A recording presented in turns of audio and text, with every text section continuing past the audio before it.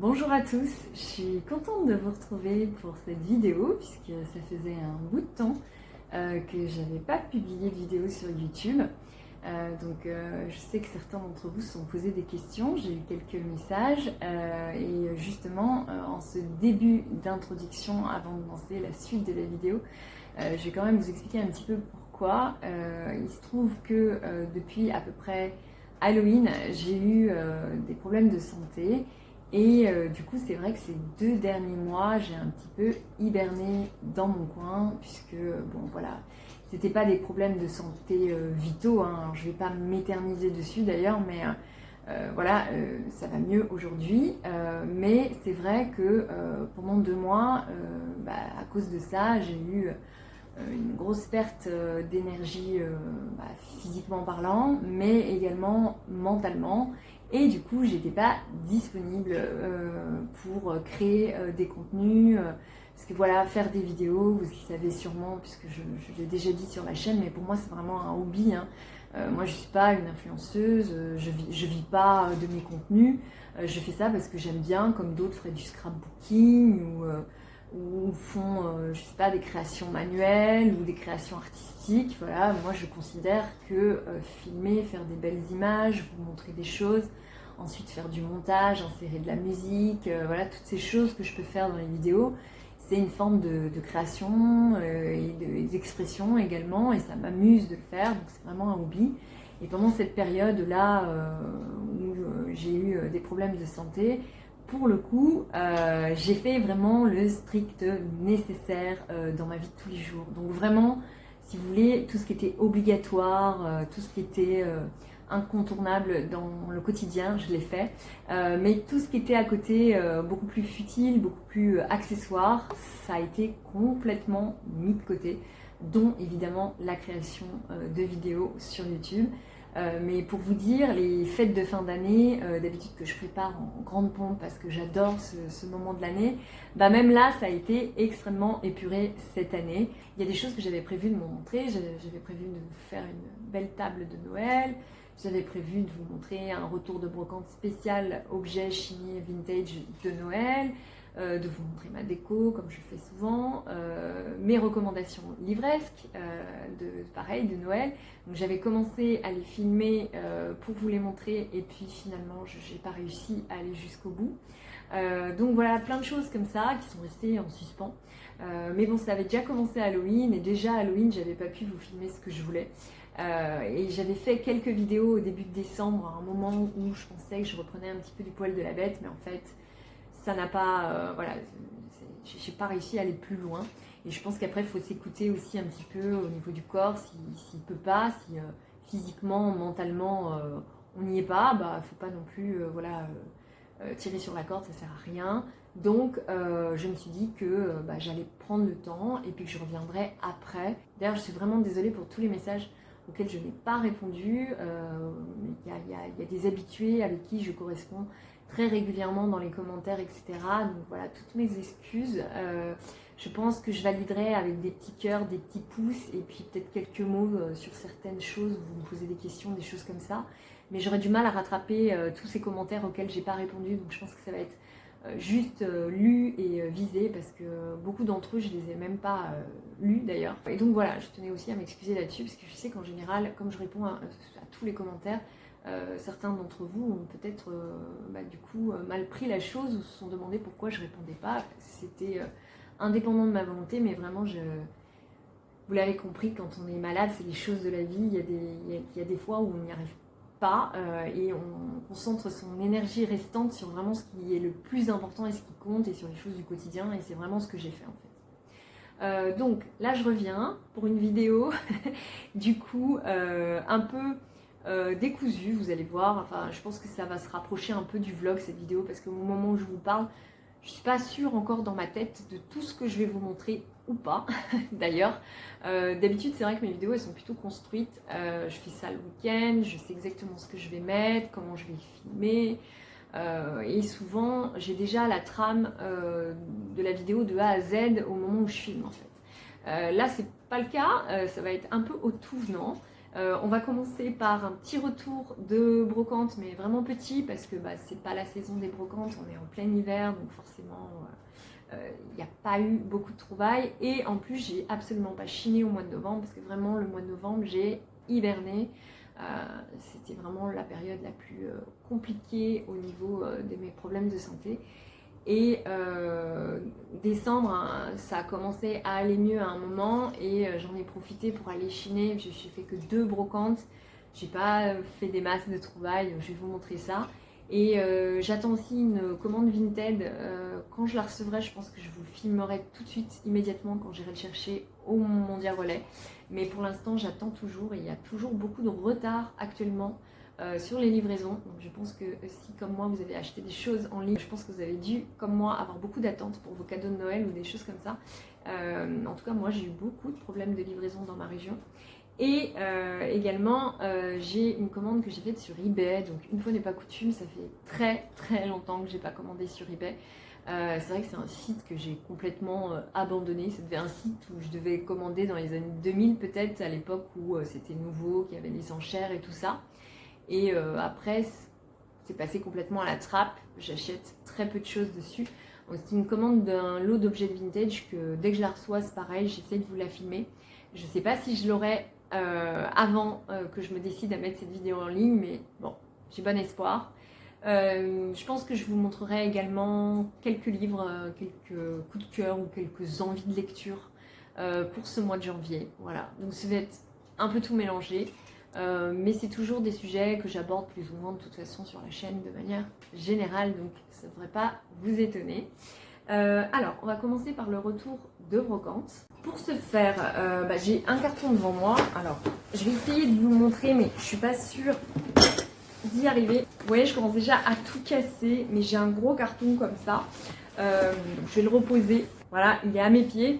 En fait, c'est juste pour vous montrer, souvent quand je fais des brocantes, j'ai un carton dans le coffre de la voiture avec à l'intérieur du papier bulle, du papier journal, voilà, des choses pour protéger les objets fragiles que je viens de chiner.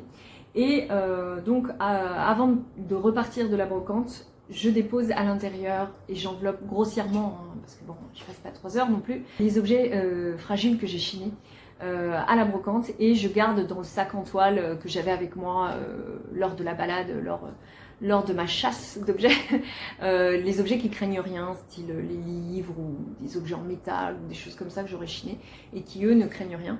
Parce que bon, par expérience, vu que je chine beaucoup, ça m'est déjà arrivé plus d'une fois d'avoir les objets fragiles qui s'entrechoquent dans les sacs pendant le retour à la maison dans le trajet en voiture. Et donc j'ai pris cette habitude d'avoir toujours un carton dans le coffre avec des emballages et tout ça. Donc je vous déballe ça un peu rapidement, hein, on va dire, parce que comme je vous l'ai dit, il n'y a pas grand chose. J'ai la chance de vivre dans le sud de la France, donc le temps est plus clément et il y a encore des manifestations de brocante, de vide-grenier en extérieur, même à cette époque de l'année, même en pleine saison hivernale. Mais évidemment, il y en a beaucoup moins. Et après, moi, je ne suis pas une adepte des endroits fermés pour aller chiner, style Emmaüs ou des ressourceries. Je le fais de temps en temps, mais c'est vrai que je préfère être au grand air. Il y a aussi un avantage financier parce que les prix sont souvent moins chers dans les brocantes et dans les vides-greniers. Et puis aussi parce que en hiver, dans les ressourceries, tout ça, enfin, le stock se renouvelle pas beaucoup. Et à chaque fois que j'y retourne, j'ai l'impression qu'il y a encore toujours les mêmes choses. Alors que quand je cherche le week-end à faire des brocantes différentes, chaque brocante est une nouveauté. C'est que des objets que j'avais forcément pas vus avant, vu que je me déplace en fait dans le département pour essayer d'aller faire telle ou telle brocante à tel endroit. Et puis ça me fait aussi découvrir ma région, parce que je ne suis pas originaire du Var, je ne suis pas originaire des Alpes-Maritimes, et du coup j'en profite toujours pour découvrir des nouveaux petits villages, parce que ce que je préfère c'est aller dans des petits villages provençaux pour faire les brocantes, ou des coins voilà, dans la montagne, des choses comme ça que je connaissais pas. Voilà. Ou alors des endroits pittoresques au bord de mer aussi, puisque j'ai la chance d'avoir les deux paysages là où je suis. Ça accentue davantage le plaisir d'aller chiner aussi, de faire plutôt des manifestations en extérieur. Mais comme je vous l'ai dit, la santé n'étant pas trop là ces 2 derniers mois, j'ai vraiment fait que 2 manifestations en décembre et j'ai pas grand chose à vous montrer. Donc on y va quand même, on commence par une petite trouvaille, vous voyez, qui est emballée. J'ai emballé grossièrement, mais c'était surtout parce que je voulais pas qu'elle ait un POC dessus. Donc c'est une petite boîte en métal avec un décor à inspiration japonais. Et donc je l'ai trouvée très très jolie, mais c'est pas une boîte qui va être pour moi en fait, ça va être pour une personne de mon entourage et ça va servir d'emballage pour mettre un cadeau dedans. Et la boîte évidemment va servir de cadeau en soi également parce que c'est une personne passionnée par le Japon, par la culture asiatique. Et elle est en parfait état comme vous pouvez le voir à l'intérieur, c'est aussi pour ça que je l'ai choisi. Et le motif est vraiment très très beau, donc je vous montre de près. On a ici une sorte de petite geisha, voilà, avec un temple, les fameuses fleurs de cerisier, une petite bordure, là ça se voit pas très bien, mais vous savez c'est un peu style éventail, enfin vraiment des petits motifs qui sont assez japonisants. On a la grue ici qui porte bonheur, on a la petite lanterne, voilà, donc très très joli. Et derrière il y a écrit Made in Hollande. Et voilà, c'est tout. Il n'y a pas de marque. Je trouve très très beau. Ensuite, j'ai trouvé une petite boîte en verre rose, période art déco au niveau du style. Vous voyez, ça se reconnaît bien à la poignée géométrique ici, aux formes ici arrondies, très très simple, à la forme également de la coupe.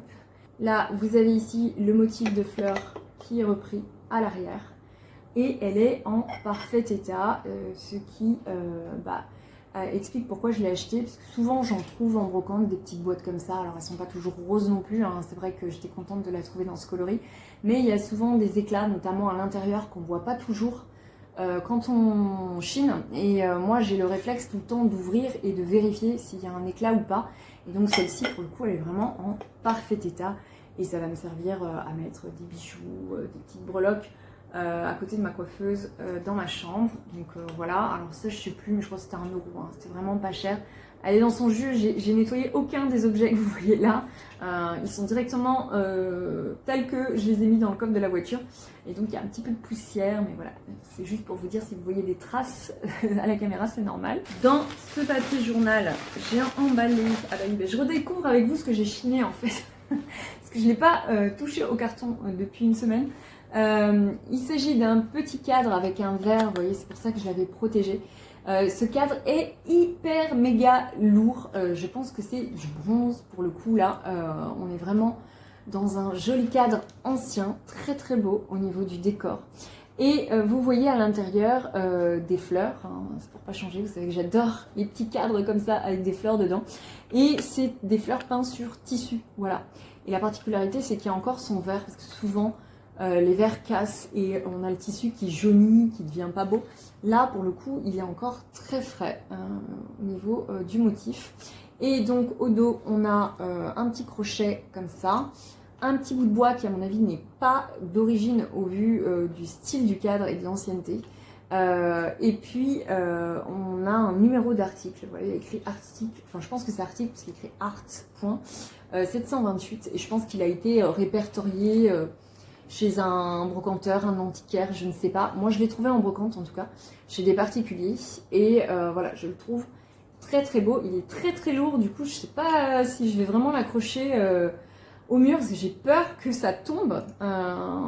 Évidemment vous, de l'autre côté de la caméra, vous pouvez pas vous en rendre compte, mais si je le lance sur la tête de quelqu'un, je lui fais un trou, quoi, hein. Clairement la personne elle est assommée avec. Bon évidemment je ne ferai pas ça. Je vais essayer de nettoyer un petit peu au niveau de la patine pour le rendre un peu plus brillant, enfin sans l'agresser non plus parce que j'aime bien qu'il ait un aspect terni, vieilli comme ça. Mais pour le coup, je pense qu'il mériterait un petit décrassage. Et au niveau du prix, je l'ai eu pour 3 €. Voilà, la personne en demandait 5 et j'ai négocié 3, ce qui me semble raisonnable dans tous les cas. Un objet qui est en 2 parties. Donc là, vous avez le couvercle. Et là, on a le bas. Alors ça, c'est un objet extrêmement fragile. Il faut que je fasse attention en vous montrant. Vous voyez, celui-là, j'ai pris un peu plus de soin pour l'emballer quand je l'ai chiné. Donc, on est sur un petit pot en verre. Dans son jus également, il n'est pas du tout nettoyé. Donc, Le pot en verre a une forme citrouille, ça m'a beaucoup plu. Il a un petit liseré en haut avec des petits ronds, vous voyez, un liseré perle, voilà, c'est ça le mot que je cherchais. Et au-dessus, on a un petit couvercle qui reprend le motif perle à l'intérieur et également ici et ici sur le dessus. Vous voyez, je ne sais pas si on voit très bien à la caméra, mais voilà, le motif perle est repris là et sur le dos du couvercle. En fait, il est en relief de ce côté-là et pas sur l'extérieur, ce qui est un peu étonnant d'ailleurs. J'aurais plutôt attendu un relief sur le dessus, mais c'est à l'intérieur. Et comme vous pouvez le constater, c'est également période Art déco, qui est une de mes périodes favorites au XXe siècle. Et donc on a comme ça un petit bouchon similaire à la boîte rose un peu, que vous avez vu tout à l'heure, et des cercles, voilà, donc toujours dans la géométrie. Au niveau du verre, on n'a rien de spécial, vous voyez, il n'y a rien d'écrit dessus. C'est en bon état, il y a quelques petites fissures anciennes ici, mais je l'ai payé 1 €, donc franchement, pas de souci en ce qui me concerne. Et ça, c'est typiquement un pot qui va aller dans ma salle de bain, du coup, parce que c'est intemporel, c'est chic, et j'aime beaucoup ce bord citrouille comme ça, et c'est un verre extrêmement fin, extrêmement fragile. Pour le coup, on est vraiment sur un objet très fin au niveau du verre. Voilà.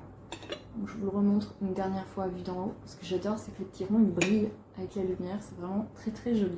On enchaîne avec un autre petit cadre fleuri. Bah, c'est ce qu'il y avait dans les brocantes, hein. C'est ce qui a attiré mon regard. Alors celui-ci, il est un peu mal en point. Si vous regardez, là, on voit bien qu'il y a quelques petites branches, quelques petites fleurs séchées qui ont pris cher, là. Mais il reste quand même mignon. Il est vraiment désuet. Donc c'est un verre bombé, vous voyez, comme ça. À l'intérieur, il y a des fleurs séchées, il y a un petit ruban, là. Donc ça, j'aime beaucoup, surtout parce que le cadre est très sobre finalement. Il est juste doré avec 2 niveaux là au niveau du contour. Et ça, j'aime bien parce que il y a des cadres bombés comme ça avec des fleurs dedans qui ont énormément de décor autour. Ils ont du ruban des fois aussi coloré autour, il y a du velours au fond, tout ça. Celui-là est plus sobre, du coup il me plaît beaucoup plus. Au niveau du dos, il est encore en très bon état également. Il y a le crochet qui est présent. Alors ça, c'est pas du bois, hein, c'est une sorte de résine. Je pense que c'est un cadre qui doit dater des années 70, peut-être 80, je sais pas trop. Mais voilà, on n'est pas sur du bois. Donc pareil, là encore, c'est un cadre qui m'a coûté 1 €. C'est vraiment pas cher. Et qui fait toujours son effet. Je trouve que ça a beaucoup de charme. C'est désuet, c'est kitsch avec ce qu'il y a à l'intérieur même un peu, mais en même temps ça fait toujours son petit effet sur un mur. C'est très poétique, je trouve. Ensuite, j'ai acheté un joli pot à biscuits, donc qui là encore a quelques petits défauts, mais pour lequel j'ai craqué en brocante. Je récupère le couvercle. C'est un modèle qui est, je pense, en métal argenté, puisque si vous regardez, il a noirci, puisqu'il est recouvert d'argent. Mais il y a aussi des endroits où il est un peu jaune en dessous, signe qu'on est bien sur du métal argenté et pas sur du 100% argent. Après, j'ai pas eu le temps de bien rechercher, puisque je ne l'ai pas nettoyé encore, et de voir s'il y avait un poisson carré ou un poisson à tête de minerve qui aurait pu m'indiquer un petit peu ce que j'ai au niveau du métal. Parce que il y avait aussi le fait de faire des petites bordures dorées, et là vous voyez il y a une bordure ici avec un motif. Je pense qu'à la caméra vraiment on la voit pas, c'est le même que le motif qui est là, avec des petites croix, et j'ai l'impression qu'elles ont été dorées. Donc il est possible aussi que ce que je prends pour du métal argenté soit peut-être finalement de l'argent, ce qui serait pas rare sur ce genre de petites bonbonnières. Voilà, donc il a un petit manque ici, vous voyez il y a une charnière qui n'apparaît pas ici, mais ça l'empêche pas de tenir, et en mettant un petit clou, un petit truc ici, il sera tout à fait fonctionnel. Voilà, donc vous voyez ici le motif dont je parlais, ici on le voit beaucoup mieux. Donc on a cette frise comme ça en plus petit ici, et également ici en haut, qu'on voit vraiment beaucoup moins à la caméra, mais qui est présent. Pareil ici on a une ciselure, qu'on voit pas trop non plus à cause du zoom. Voilà, il est vraiment travaillé dans les moindres détails, il est très beau, et mon coup de cœur revient surtout au motif gravé sur le verre. C'est vraiment ça qui m'a plu et qui m'a tapé dans l'œil dans le stand du brocanteur, enfin du particulier d'ailleurs, parce que c'était des particuliers qui vendaient. Et vous voyez, il y a un joli nœud dans le style Louis XV un peu, hein, avec ici du feuillage. Et j'adore ce motif, quoi. Il a besoin d'un bon nettoyage, mais après il sera comme neuf. Et ce qui est top avec ce type d'objet, c'est que comme c'est en verre, vous pouvez remettre ce que vous voulez dedans. Alors des biscuits bien sûr, mais moi en général j'y mets plutôt des bonbons emballés. Parce que comme c'est transparent, on voit la couleur à travers et tout, donc c'est très chouette dans une cuisine. Et voilà, j'ai hâte de voir ce qu'il va donner une fois que j'aurai un peu révélé sa beauté. Et je suis en train de me rendre compte pendant que je vous parle qu'ici il y a un poinçon là. J'arrive pas à voir ce qu'il y a dedans parce qu'il est très très encrassé. Donc le poinçon est ici, oui. Je pense que là vous le voyez un tout petit peu, mais il est très très encrassé. Donc je pense qu'une fois que je l'aurai nettoyé, je verrai mieux ce que c'est. C'est peut-être un poinçon d'orfèvre. Je sais pas, il a l'air d'avoir un motif, mais vraiment j'arrive pas à distinguer. Et je pense qu'il y a probablement un poinçon sur la anse, parce que souvent toutes les parties amovibles avaient un poinçon à part. Et normalement il devrait aussi y avoir un poinçon sur le couvercle, donc je chercherai, je regarderai. Mais c'est vrai qu'une fois que j'aurai nettoyé, ce sera plus facile de distinguer. Et on termine par le dernier objet chiné trouvé en brocante. Il s'agit d'une petite armoire vitrée, comme ça. Vous voyez, elle a une branche. Donc, cette petite armoire possède ici, vous voyez peut-être, des petits crochets pour l'accrocher si on veut. Sinon, on peut tout à fait la poser. Et en fait, je l'ai eu pour 2 €. C'est vraiment pas cher, même en brocante, parce que souvent, ce genre d'objet en brocante, c'est au moins 5 à 10 €. Mais c'est parce qu'elle avait un socle en bois, vous voyez, comme ça, qui était décollé et la vendeuse la vendait comme ça. Et elle n'avait pas trouvé preneur. Moi, je l'ai vue à la toute fin de la brocante. Il était déjà tard au niveau des horaires, surtout pour une brocante d'hiver. Et du coup, quand je suis passée et que je l'ai vue, je pensais qu'elle n'avait pas de socle. En fait, j'avais pas fait attention. Et ensuite, j'ai vu ça et j'ai dit ah mais elle est cassée. Et elle me dit oui, mais je vous fais un bon prix si vous la voulez parce que je vois bien que c'est un frein, les gens l'achètent pas. Et du coup, elle m'a proposé 2 € alors que son prix de départ en tout début de brocante c'était 10, sans que j'ai eu à négocier rien du tout. Alors que pour moi, en fait, cette partie-là m'intéresse pas du tout, sachant que j'en ai déjà à la maison et qu'elles n'ont pas de socle. Alors par contre, elles n'ont pas de socle parce qu'elles ont été fabriquées sans socle, contrairement à celle-ci. Et donc, c'est vrai qu'en dessous, il y a les traces de colle, mais en nettoyant, ça se voit pas. Si je décide en plus de poser sur une commode ou autre, ça se verra pas du tout. Donc je pense que je vais même pas prendre le temps de recoller ça. Enfin franchement je sais pas, je me tâte, je vais voir. Parce qu'en soi je trouve que ça lui donne un côté vieillot, ça l'alourdit. Alors que si je l'enlève, je trouve qu'elle a un côté beaucoup plus aérien, beaucoup plus équilibré. Et comme c'est pour poser et pas pour accrocher, je pense que je vais pas faire l'effort. Voilà, donc vous voyez mon téléphone, là, je suis en train de filmer derrière. Vous voyez un peu de tout à travers le miroir de fond. Et donc, vous voyez, il y a la petite porte qui s'ouvre. Enfin voilà, c'est pas la première que je chine comme ça, mais en général, je les achète que si le prix est bien, parce que ce soit sur internet ou que ce soit même sur les brocantes, voilà, en général, je mets pas 10 € dedans. Je sais que c'est quelque chose qu'on trouve encore régulièrement. En général, je les paye plutôt 3 ou 5 € quand je me décide à les prendre. Et ça, c'est le genre de choses, on s'en lâche jamais parce qu'on peut y mettre tout un tas de petits objets de vitrine. Et ce qui est chouette, c'est qu'il y a le miroir au fond et que ça renvoie du coup de la lumière. Et c'est toujours très joli que ce soit dans une salle de bain ou posé sur une commode. Voilà, c'est vraiment très très mignon. Et puis c'est quelque chose que vous pouvez mettre partout, quoi. Vous pouvez mettre ça dans votre chambre à coucher. Vous pouvez le mettre dans votre salon avec quelque chose que vous exposez en vitrine. Vous pouvez le mettre dans un bureau. Enfin, vraiment, c'est quelque chose... Vous pouvez le mettre absolument partout. Donc voilà, c'était le dernier petit objet chiné que j'avais à vous montrer. Je vous reprends un peu plus tard pour vous parler de livres, pour vous montrer les commandes que j'attends, qui j'espère arriveront à temps, pour vous montrer ce que j'ai trouvé aussi en ligne. Voilà, et ça c'était tout ce que j'ai trouvé en brocante sur le mois de décembre.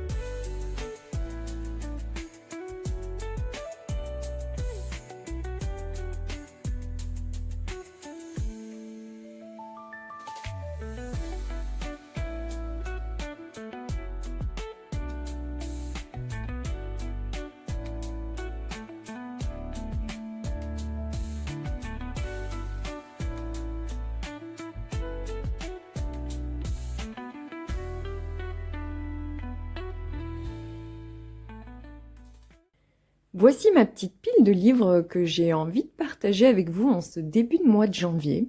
Alors il y a quelques cadeaux de Noël à l'intérieur, il y a aussi quelques livres coup de cœur que j'ai voulu acheter moi de mon côté. Donc je vous montre tout ça rapidement. Donc le premier que vous voyez, il s'agit de un roman qui s'appelle La Bonne Mère. Donc ça c'est un cadeau de Noël et je suis très contente qu'on ait eu la bonne idée de me l'offrir parce que j'ai vraiment adoré cette lecture. Aussitôt reçu, aussitôt lu. C'est un roman qui parle d'une histoire mère-fille. Donc la mère, c'est vraiment une blonde dans le style très voyant. Vous voyez un peu la cagole en fait, hein, qui met du léopard, qui adore le rose et les paillettes, enfin voilà, mais qui en même temps a un cœur en or, qui dit tout haut ce qu'elle pense. Elle est très drôle. Voilà, moi j'ai beaucoup aimé quand le narrateur prenait le point de vue de la mère parce qu'elle a toujours beaucoup de blagues, beaucoup d'expressions du Sud aussi. Donc j'ai beaucoup aimé retrouver cette ambiance-là de Marseille. Et en face, on a la fille qui a quitté le nid familial pour partir faire ses études à Paris, qui a trouvé un emploi là-bas et qui a également trouvé un chéri qu'elle vient présenter à ses parents. Et évidemment, le chéri est ultra parisien, ultra coincé et il ne fait pas très bonne figure. Et en fait, c'est l'histoire intergénérationnelle de ce qu'on hérite de ses parents, de la honte parfois qui peuvent nous faire aussi, des relations haine-amour que ça peut susciter. C'est vraiment un roman poignant, j'ai adoré, je vous le recommande très chaudement. Au niveau du prix, je pense qu'il est affiché là, oui c'est 20,90 €, c'est paru chez l'Iconoclaste et c'est vraiment une pépite. La plume de Matilda Di Matteo est vraiment superbe, j'ai adoré, j'ai passé un super moment. Ensuite, un livre que je suis actuellement en train de lire, c'est un classique que j'avais envie de relire puisque la dernière fois que j'ai dû lire ce livre, je devais être à la fac. Donc ça commence à dater maintenant. Ça s'appelle 24 heures de la vie d'une femme et c'est de Stefan Zweig. Donc ça a été écrit dans les années 1920 par là.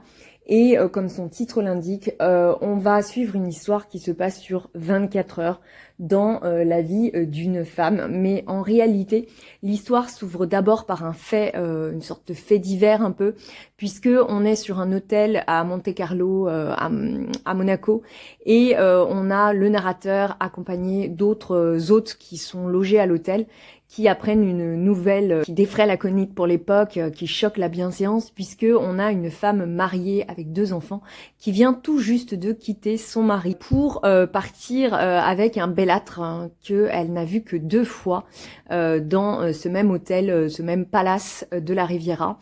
Et du coup, le narrateur ainsi que les autres résidents de l'hôtel se livrent un peu une sorte de débat moral sur est-ce que oui ou non une femme peut dignement partir comme ça. Et en fait c'est si vous voulez, c'est un peu un livre qui reprend la psychanalyse de Freud dans sa narration. Alors c'est pas étonnant parce que Stefan Zweig était un grand ami de Freud et c'est vrai que le travail du psychanalyste se ressent dans ses œuvres et notamment je trouve dans celle-ci.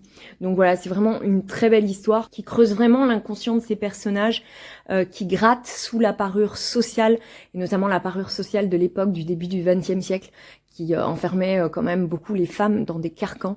Et donc, j'ai pas terminé de vous raconter le résumé, mais en gros, ce débat va du coup révéler la confession d'une des résidentes de l'hôtel, qui est une vieille dame anglaise, qui a l'air très bien, très propre sur elle, très collet-montée, et qui en fait raconte que quand elle avait 40 ans, elle a elle-même eu une liaison pendant 24 heures avec un jeune bellâtre d'une vingtaine d'années.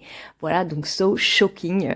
Voilà. Bon, en tout cas, j'aime beaucoup. Vous voyez, j'ai pas terminé, mais je suis pas loin. En janvier, en général, je relis pas mal de classiques parce que c'est la période où je fais pas trop de pales d'hiver. J'en ai fait une pour Noël que j'ai pas eu le temps de vous montrer. Et après, je lis un peu tout ce que je trouve. Comme je fais d'ailleurs les autres saisons. Hein. Les autres saisons, je vous montre une palle de saison. Mais une fois que je l'ai fini, je lis vraiment au coup de cœur ce que j'ai envie. Je relis des classiques. Et là, cette très jolie édition qui est sortie chez Robert Laffont et qui a moins de 10 € si je dis pas de bêtises. Oui, c'est ça, vous voyez, 9,90. C'était vraiment l'occasion de me replonger dedans. Je l'ai trouvé l'autre jour à Cultura et vraiment, voilà, je me suis dit pour le prix, ça vaut pas le coup que je me prive. Et je redécouvre avec délice ce classique. Ensuite, un livre que j'ai acheté en décembre quand Noël n'était pas encore passé, mais qui est quand même d'actualité. C'est un livre qui est sorti cette année qui s'appelle Traditions d'hiver de Alessandra McCorvus, publié chez Rustica Éditions. Au niveau du prix, c'est 15,95 €, donc c'est plutôt abordable pour un livre qui a vraiment un toucher tissu. Alors c'est du papier, hein, mais ça donne vraiment cette impression. Je trouve qu'il est vraiment très très soigné. Vous voyez, on a de la dorure, on a ce tartan ici, là, sur la tranche. On a ces merveilleuses illustrations enneigées. Et alors, c'est un livre qui est illustré et qui vous parle de la saison hivernale.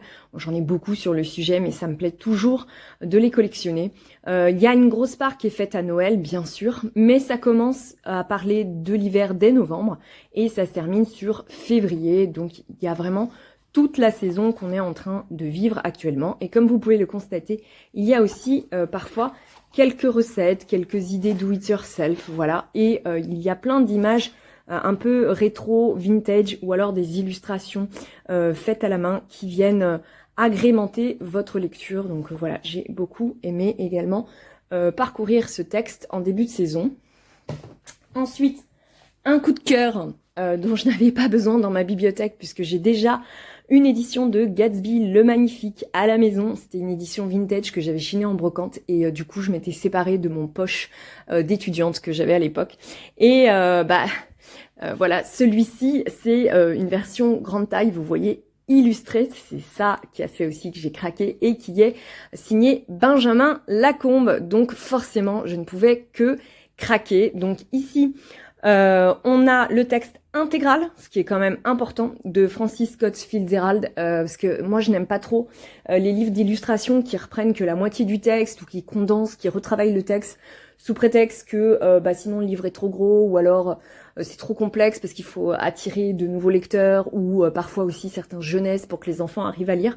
Je suis vraiment très contente que le travail de l'auteur soit respecté et que couplé à ça on ait les magnifiques illustrations de Benjamin Lacombe. Donc, comme vous pouvez le voir, il y a beaucoup de noir et blanc et de doré au niveau des choix de couleurs, mais on a quand même aussi des pleines pages avec beaucoup plus cette fois-ci de coloration. Vraiment c'est un coup de cœur, c'est vraiment un superbe travail. Alors je vous montre une de mes illustrations préférée, c'est celle-ci, elle est vraiment trop belle, j'adore. Mais à l'intérieur, vous en avez plein d'autres qui sont juste superbes, vous voyez. Enfin, vraiment, ce livre, il donne envie de redécouvrir ce classique. Et c'est vraiment génial tout ce qu'il fait Benjamin Lacombe, puisqu'il revisite plein d'autres classiques, soit il le fait lui-même, soit il les supervise dans différentes collections. Et donc dès que je peux, je m'en achète et je complète ma collection. Donc vous voyez que le prix est de 33 €, c'est pas donné, c'est vrai, mais le livre est superbe. Et encore une fois, c'est quand même un grand classique de la littérature, c'est le genre de livre qu'on garde dans sa bibliothèque à vie, et c'est toujours plus sympa, je trouve, quand c'est un joli ouvrage par-dessus le marché. Ensuite, un coup de cœur que j'ai eu à Cultura également l'autre jour, s'il s'agit d'un jeunesse. Vous savez que j'adore les illustrations de manière générale pour les enfants. Il s'agit de Charlie, la fée du logis de Katerina Korellik, paru après chez Saltimbanque Édition, vous voyez. Au niveau du prix, on est à 13,90 €, qui est vraiment raisonnable au vu de la taille et de l'épaisseur du livre. Vous voyez, il y a quand même pas mal de pages. Donc je le repose pour que vous puissiez mieux voir les images. En fait, il s'agit de l'histoire d'une petite souris qui s'appelle Charlie et qui fait le ménage dans toute la forêt enchantée et aussi dans le bois sauvage où il y a différents animaux et créatures fantastiques également. Et donc au début, quand on ouvre, on voit bien l'univers de l'illustratrice qui tout de suite m'a beaucoup plu. Et ce que j'aime beaucoup dans cette histoire, c'est qu'on voit toujours l'intérieur des maisons dans lesquelles Charlie va faire le ménage. Et donc ici, on a une coupe de la maison du personnage principal, Charlie, la petite souris. Et ensuite, on la suit au fil de la semaine où elle va chez différents animaux. Et ce qui est sympa dans ce livre, c'est qu'en même temps qu'il y a une histoire, il y a aussi une sorte de chercher-trouve, puisque dans le texte, on vous dit par exemple, Madame Taupe a perdu 4 clés et demande à Charlie de les retrouver pendant qu'elle nettoie. Et donc c'est à vous, avec votre enfant, ou vous-même si ça vous fait plaisir, de chercher les 4 clés à l'intérieur. Et il y a plein de petits détails. Vraiment, c'est très beau. J'adore l'univers, j'adore les couleurs qui ont été choisies. C'est aussi un univers qui fait multi-saison. Vous avez des scènes et des intérieurs qui font plutôt automnal, d'autres qui font un peu plus été, qui font un peu peur, version Halloween comme celle de la Maison du Loup. Donc pour le coup, je trouve que ça convient vraiment à tout le monde. Vous voyez, celui-ci pour moi, il fait très automne par exemple. Ça s'appelle le Gîte du Chaudron. Et on est ici chez la sorcière, donc pareil, un peu Halloween. Là, on change complètement de décor, on est plus au printemps, avec les roses ici au-dessus des maisons. Et pour cause, on est chez les licornes, donc ça déménage pas mal à l'intérieur. Ça fait un peu mal aux yeux. Là, on arrive chez le dragon. Et vous voyez qu'ici, on est dans la maison Pain d'épices. Et là, on arrive plutôt vers Noël. Donc, je vous montre pas toutes les pages, mais je pense que vous avez compris. Il est vraiment très chouette ce livre. J'ai eu un gros coup de cœur dessus. Et mes filles aussi l'ont beaucoup aimé. Et pour terminer, c'est un cadeau de Noël que j'ai reçu. Je voulais vous le montrer parce que j'ai trouvé qu'il était plutôt chouette. On m'a offert un carnet de lecture, voilà, pour noter mes lectures, puisque évidemment tout le monde sait autour de moi que j'adore lire. Eh bien, il se trouve que je n'avais jamais eu de carnet de lecture, puisque en général, je fais des fiches rapidos à la main que je mets dans mes livres pour ensuite vous en reparler. Mais je ne garde pas de traces de mes lectures. Tout au plus, je fais une liste sur mon téléphone de tous les livres que j'ai lus dans l'année, pour avoir une trace, mais c'est tout. Et du coup, c'est vrai que ce carnet de lecture est vraiment très joli. Et en plus, la personne qui me connaît bien a eu la bonne idée d'en prendre un relié, ce qui permet d'éviter qu'il s'abîme trop vite. Donc, je vais le commencer cette année. Je vais les traîner, parce que j'ai encore rien écrit dedans, vous voyez. Donc, au niveau du contenu, comment ça se passe? On a un carnet de lecture comme ça, avec appartient à, commencez-le. Et ensuite, on a un tracker des livres que j'ai lus et de ceux que je lis. Voilà, quel type, romance, fantasy, etc.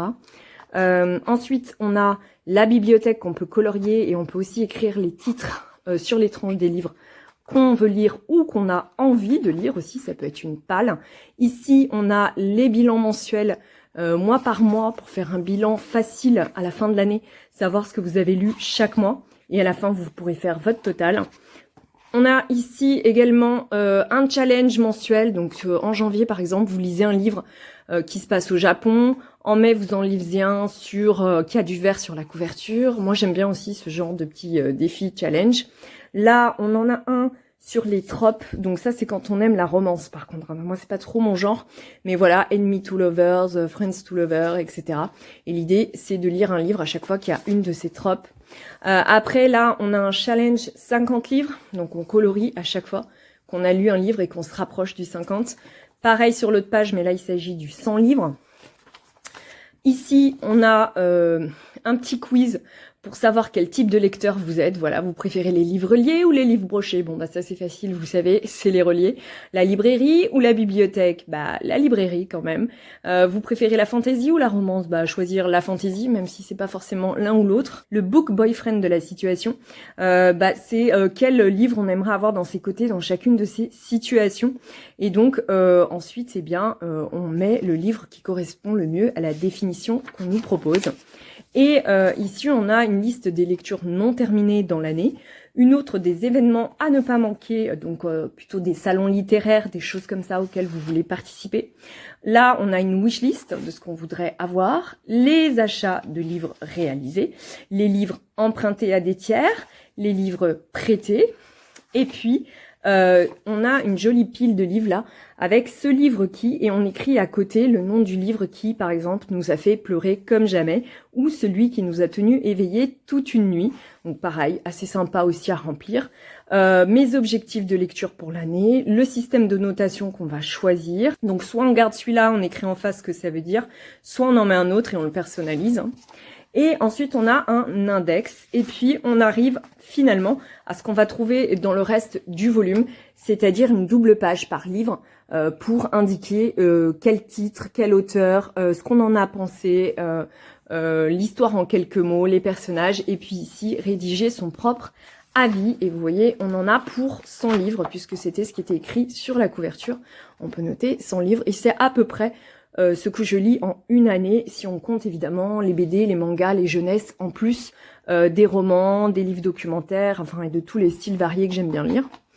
Voilà, alors est-ce que je peux savoir d'où ça vient? Alors, c'est quelque chose qui a été acheté sur Amazon, parce que vous voyez, il y a écrit Amazon, mais je ne sais pas qui produit ça, voilà. Donc, je vous invite tout simplement à faire une copie écran et à regarder directement sur Internet, grâce à Google, qui produit ce type de carnet. En tout cas, il est vraiment très sympa. Si vous voulez le même, n'hésitez pas. J'imagine que ça doit être un prix entre 10 et 20 euros, hein, je sais pas trop, mais comme c'est un cadeau, je pourrais pas vous en dire plus. Mais bon, voilà, ça va être une mini résolution de l'année, parce que moi je prends pas de résolution en général en début d'année, mais ça va être d'essayer de faire un carnet de lecture, ce à quoi en général je ne m'adonne pas, donc on va voir si j'arrive à m'y tenir, tout simplement pour mes lectures annuelles. On se retrouve pour ouvrir un colis Vinted que je viens de récupérer aujourd'hui. J'ai ouvert tout en haut pour éviter les bruits d'emballage, mais comme vous pouvez le constater, chaque objet étant fragile, ils sont très bien emballés. Donc ça va faire un peu de bruissement, un peu de bruit quand je vais ouvrir tout ça avec vous. Mais en même temps, je préfère ça, que ce soit bien emballé, parce que c'est des objets vraiment fragiles, anciens, vous allez voir. Et j'espère qu'ils sont en parfait état, je croise les doigts. Et c'est vrai que sur Vinted, j'évite d'acheter des choses qui se cassent de plus en plus, parce que j'ai souvent des mauvaises surprises. Et même si on peut se faire rembourser sur Vinted, c'est pas toujours facile en fonction de l'état dans lequel arrive l'objet d'obtenir gain de cause. Bon là, le vendeur avait de super avis, donc voilà, et j'ai vraiment craqué pour ce lot. Donc vous allez voir tout de suite ce que c'est. Donc ce sont des lots de petits pots à épices. Il y en a 3 avec leur couvercle et normalement ils sont vraiment en très bon état, à l'image de celui-ci avec, vous voyez ici la dénomination T. Et ce qui m'a fait craquer, c'est vraiment le motif au pochoir des années 40 à peu près, parce que là on est vraiment à la fin de l'art déco je pense. Et les couleurs, voilà, ce bleu et ce rouge mélangés, j'adore. Et donc ils sont tous comme ça, donc on va voir dans quel état ils sont. Au niveau de l'estampille, il n'y en a pas, il y a juste des numéros. Vous savez, souvent les pots à épices, ils ont des numéros par ordre de grandeur. Donc celui-ci c'est le 852, ça doit être un des plus petits. Mais j'ai pas toute la collection, j'en ai juste 3 normalement dans le carton, ce qui me va très bien parce qu'en fait j'aime bien avoir un panaché de couleurs et de motifs et de styles différents dans ma cuisine. Donc voilà, je complète petit à petit quand le prix est intéressant. Donc là, pour les 3 pots comme ça à épices, ils étaient proposés à 15 euros. Moi, je les ai négociés à 12. Bon, après, il y a les frais de port, donc au final, ça me revient quand même à 15 euros. Ensuite, ici, j'imagine qu'on a un couvercle. Ouais, c'est ça. J'ai mal à le sortir tellement il est bien emballé. Hop, vous voyez, c'est des petits couvercles avec une petite anse comme ça. Mais ça ne rentre pas, donc ça doit être le couvercle d'un autre pot. Ici, on a un autre couvercle qui doit être, je pense, le bon. Ouais, voilà, parfait. Donc là, vous avez le pot dans son entièreté. Franchement, il est trop mignon. C'est exactement le genre de pot d'épices que j'adore. Alors, encore un couvercle. Je pense que le vendeur a dû mettre tous les couvercles au-dessus. Voilà, donc vous voyez, pas ébréché. Il est un peu noirci, mais ça, c'est, je dirais, assez normal hein, pour des pots qui ont presque 100 ans. Mais il n'a aucune fissure. En tout cas, pour l'instant, c'est plutôt un sans faute. Là, je pense qu'on arrive à un gros pot quand même au niveau de la taille. Vous voyez, c'est vraiment très très bien emballé. Il y a plusieurs couches. Franchement, j'adore quand on a des vendeurs comme ça qui sont précautionneux avec les objets qu'ils vendent. Donc là, on a l'exemplaire café, ouais, qui est, si je vous mets le thé à côté, beaucoup plus grand quand même. Voilà. Et là, on a le numéro 854, donc il est 2 tailles au-dessus par rapport à celui du café. Et pareil, il est un petit peu plus foncé, mais c'est normal s'il contenait du café. Mais il est pareil, il n'est pas fissuré, franchement, super bêta. Je suis très contente. Et le dernier, je sais plus comment il s'appelait celui-là, peut-être sucre, franchement je sais plus. Ah super, il est en bon état aussi et c'est farine celui-ci. Voilà, donc il est intermédiaire entre le café et le thé. Et c'est le numéro 853, donc c'est vraiment dans l'ordre, j'ai les 3 dans l'ordre. Donc je vais retourner la caméra et vous montrer ça avec les pots dessus et par ordre de grandeur pour que vous voyez un petit peu mieux. Mais je suis vraiment trop contente de cette trouvaille, je les adore. J'adore ce motif et ils vont faire... Je sais qu'ils vont faire leur petit effet dans la cuisine à côté des autres pots que j'ai déjà chinés par le passé.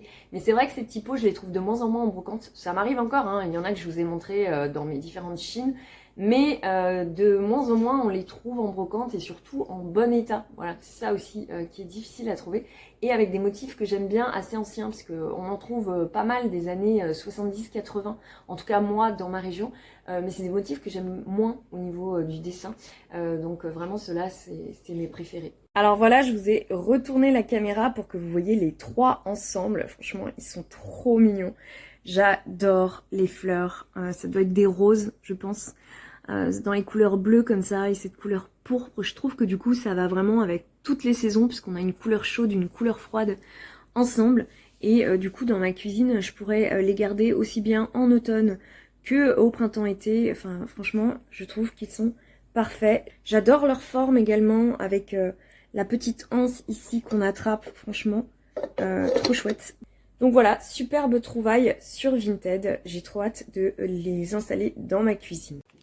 Et on termine par le colis de chez eBay que je viens d'ouvrir et du coup je n'ai pas encore déballé tout ce qu'il y a à l'intérieur.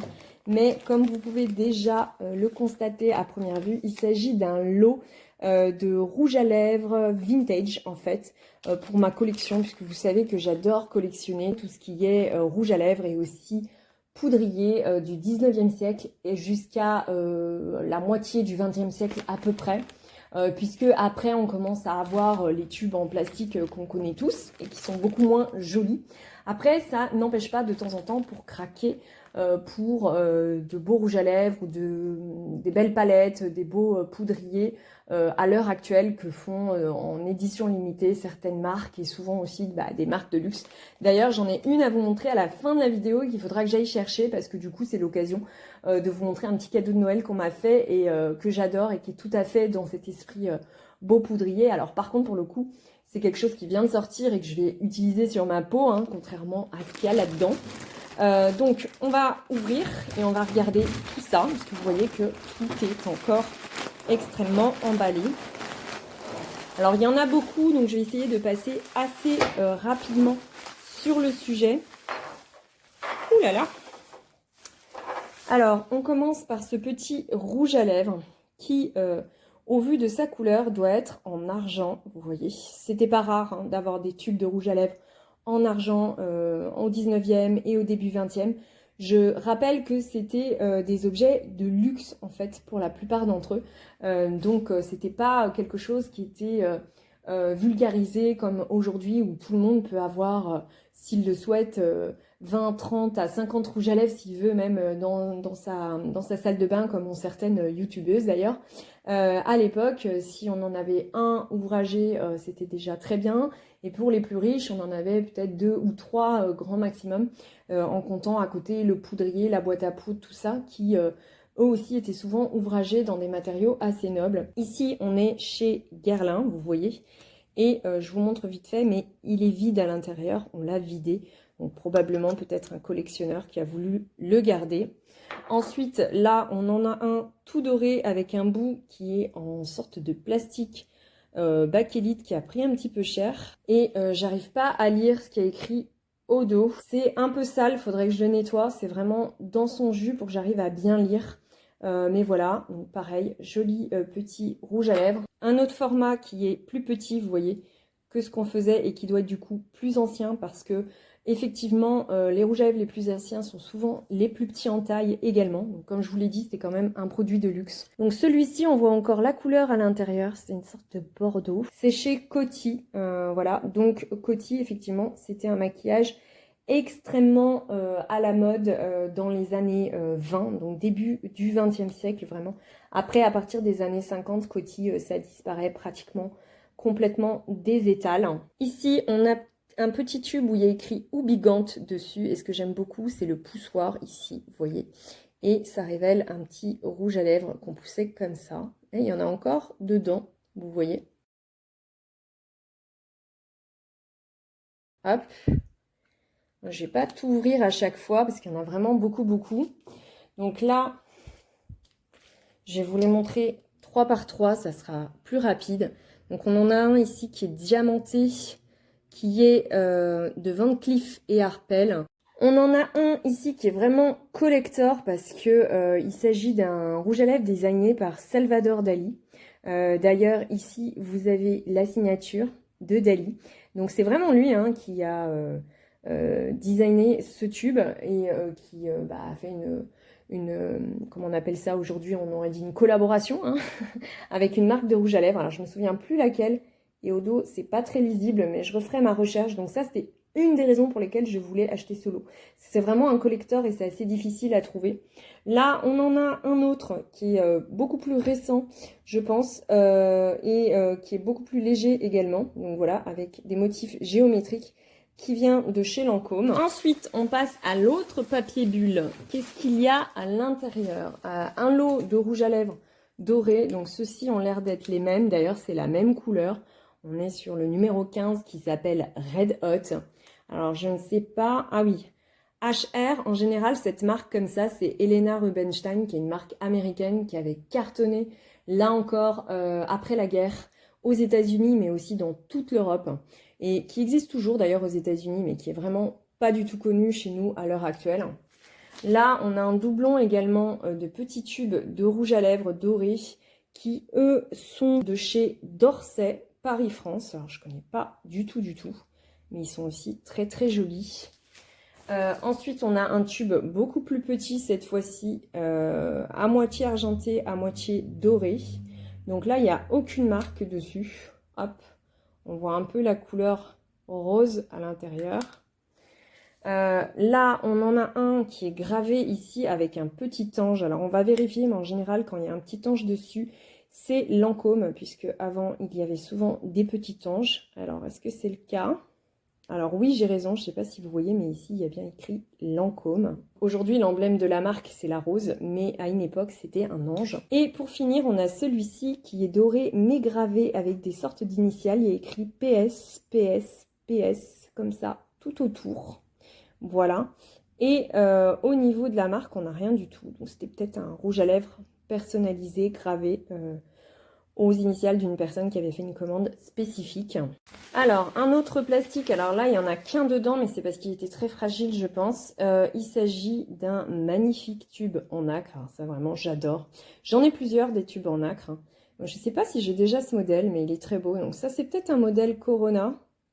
Je ne sais pas, il n'y a pas de marque. Mais souvent, la marque Corona faisait beaucoup de rouge à lèvres en nacre. Alors j'essaye de le dévisser. Ah, mais c'est pas un rouge à lèvres ça. Je pense que ça sert à mettre des sels. Donc pour le coup, c'est pas un rouge à lèvres. Mais bon, c'est pas grave parce que j'adore les objets en nacre. Donc du coup, je vais les garder avec plaisir. Il est très très beau. Et dans le sac, vous voyez, il en reste encore quelques-uns. Donc on en a un en bakélite, je pense. Effet un petit peu bois, vous voyez, ou écaille de tortue. Donc là, il y a un trou. Je sais absolument pas pourquoi, ni même si j'arriverai à l'ouvrir. Mais bon. Au niveau de la marque, j'arrive pas trop à savoir ce que c'est. Peut-être EB, je sais pas trop. Voilà, il n'y a plus l'étiquette au dos. Ensuite, on a un petit doré, là encore, parce que ça se faisait beaucoup à l'époque, avec un petit monogramme ici. Et c'est de chez Jean Patou. Donc voilà, une marque française. Ensuite, un autre rouge à lèvres doré avec un symbole au-dessus qui a écrit Brigitte dessus. Voilà, je ne sais pas si vous voyez bien. Voilà, je ne connais pas du tout ça, pour le coup. Ensuite, je vais les prendre par 3. On a ici un tout petit rouge à lèvres, donc vous voyez bien, hein, celui-là doit être plus ancien que les deux autres, qui a une petite pierre rouge ici, vous voyez, et qui vient de chez Violette Paris. Donc au vu de l'écriture de la marque, on est sur quelque chose ici de Art Nouveau, je pense. Donc début du XXe siècle, hein, années 20 à peu près. Là, on en a un avec les initiales CD qui normalement sont celles de Christian Dior. Voilà, et ben voilà, c'est écrit en toutes lettres ici, vous voyez. Et le petit dernier, il a un effet ici cuir Peut-être c'est du galucha, je sais pas. Vous savez, ça se faisait beaucoup à l'époque. C'est de la peau de poisson, le galucha. C'est vraiment très fin. Ou alors c'est du faux, c'est du toc. Et là, on est sur Paltrice. Alors oui, ça c'est une marque de cosmétiques très connue aussi de l'époque. J'ai plusieurs rouges à lèvres de cette version-là. Et on termine par un tube qui est encore dans son emballage d'origine. Ici, on en a un de la marque Coty. Vous voyez, donc assez au vu des rayures et du style, je dirais, dans les années 30, années Art déco. Alors, est-ce que je vais réussir à le sortir? Je ne sais pas. S'il est bien coincé à l'intérieur. Ah, voilà. Donc, un petit doré comme ça de chez Coty. Hop. Bon, je tire pas trop dessus parce que le papier a l'air très très fragile. Vous voyez, ici, c'est déjà abîmé. Mais j'ai l'impression qu'il y a une notice dedans qui dit peut-être les couleurs. Mais bon, là, je vais pas la sortir parce que j'ai peur de l'abîmer. Il faudrait que je fasse ça soigneusement. Vérifier que c'est pas collé, entre autres. Parce que parfois, le papier, en fait, avec l'humidité, bah, ça peut se coller. Ici, on a un stick rouge, soit couleur, je pense, Japon. Ou de la marque Japon, je ne sais pas trop. Nouveau stick rouge soie, modèle américain, est une réalisation soie color, créateur de poudre soie. D'accord, donc je pense que Japon, ça doit être le coloris. Ou le modèle du rouge à lèvres aussi. Ah oui, effectivement, on a quelque chose qui ressemble à un stylet, vous voyez, un petit stylo, comme on faisait parfois. Et donc, vous voyez, on a un rouge à lèvres qui s'ouvre un peu comme les cigarettes à l'ancienne. Alors, il est coincé. Mais il y a encore un petit peu de rouge à lèvres dedans. Ça se voit plus trop. Voilà. Il est un peu coincé, il est un peu grippé. Il faut que je regarde ça. Voilà. Mais j'aime beaucoup aussi les vieux rouges à lèvres comme ça qui ont un style un peu cigarette longue comme avaient les dames toujours à la belle époque. C'est pas mal du tout au niveau du style. Et on termine avec deux petits rouges que j'avais pas vus. Alors ça se ressemble pas à un rouge à lèvres. C'en est un. Ah bah oui, regardez, c'est un rouge à lèvres. Je pensais que c'était un étui à crayon, comme ça se faisait parfois, porte-mine, étui à crayon. Mais c'est bien un rouge à lèvres, très très très fin. Alors vraiment, pour vous montrer, à côté d'un autre rouge à lèvres, vous voyez, on ne dirait pas du tout que c'est un rouge à lèvres, c'est drôle. Et la couleur, c'est brun. Et alors, la marque, Lamaru, je sais pas. Alors, j'arrive pas à lire ce qui est écrit. Je ne sais pas si vous voyez bien, mais il est tout gravé ici, tout ciselé au niveau de la partie du milieu, en fait. Et là, vous avez le poussoir pour le rouge à lèvres. On dirait presque une balle de revolver, mais version longue, je sais pas. Là, on a une toute petite boîte avec un motif comme une étoile un peu gravé. Alors ça, je ne sais pas du tout ce que c'est. Qu'est-ce qui est écrit? Il y a juste une référence. Voyons voir. Ah! C'est un truc pour lentilles de contact. Alors ça, j'avais même pas remarqué que c'était dedans. Donc ça, je pense que ça devait être dans les, vous savez, les nécessaires de toilette. Alors, je sais pas trop ce que ça fait dedans, mais bon. Je vous l'ai pas dit, mais j'ai payé le lot 20 €, ce qui est vraiment pas cher, sachant que dedans, il y a des collectors. Donc, je suis plutôt contente de ma trouvaille, hein, il n'y a pas de souci. En plus, c'est 20 €, frais de port inclus, donc vraiment nickel. Donc, je vous ai pas montré le dernier. Qu'est-ce que c'est le dernier? Alors, c'est un petit boîtier, il y a écrit Louis-Philippe. Ah, et on a bien un rouge à lèvres, vous voyez. Il est très beau, il a été gardé précieusement. Alors je reprends la vidéo parce que j'ai eu une petite coupure au niveau de la batterie, donc on était sur celui-ci, qui était dans un joli boîtier, vous voyez, voilà. Ça a été vraisemblablement gardé soigneusement, donc peut-être a-t-il de la valeur, je sais pas, peut-être est-il plaqué or par exemple, je sais pas du tout, hein, là je m'avance, parce qu'en fait comme je viens de recevoir le colis de chez eBay, bah, je n'ai pas fait de recherche encore sur tous les rouges à lèvres. Mais en tout cas, il est vraiment très très joli, très très bien travaillé, vous voyez. La marque, ça doit être Angelus Louis-Philippe, hein, si j'en crois la boîte. Vous voyez tout en haut là, ici, on voit écrit, je pense, Angelus. Là aussi, on lit Angelus rouge incarnat, je lis. Et là, pareil, Angelus et Louis-Philippe ici, ouais. Donc voilà, on est bien sur le bon boîtier. Donc vraiment très très joli. Alors je sais pas s'il y a un poinçon quelque part. Parfois ça peut être du vermeil aussi, de l'argent recouvert d'or, de plaqué or, vous savez, d'une fine couche, hein, pas quelque chose de fou non plus. Alors, est-ce que j'arriverai à l'ouvrir? Alors, je me demandais comment ça s'ouvrait, mais je pense qu'il faut pousser le piston. Ouais, c'est ça. Donc voilà, on a le piston qui s'ouvre là, comme ça, vous voyez. Et on a la couleur qui apparaît. Voilà, c'était un beau rouge. C'est quand même très très joli. Alors je vais peut-être pas trop le pousser parce que j'ai l'impression que ça se défait.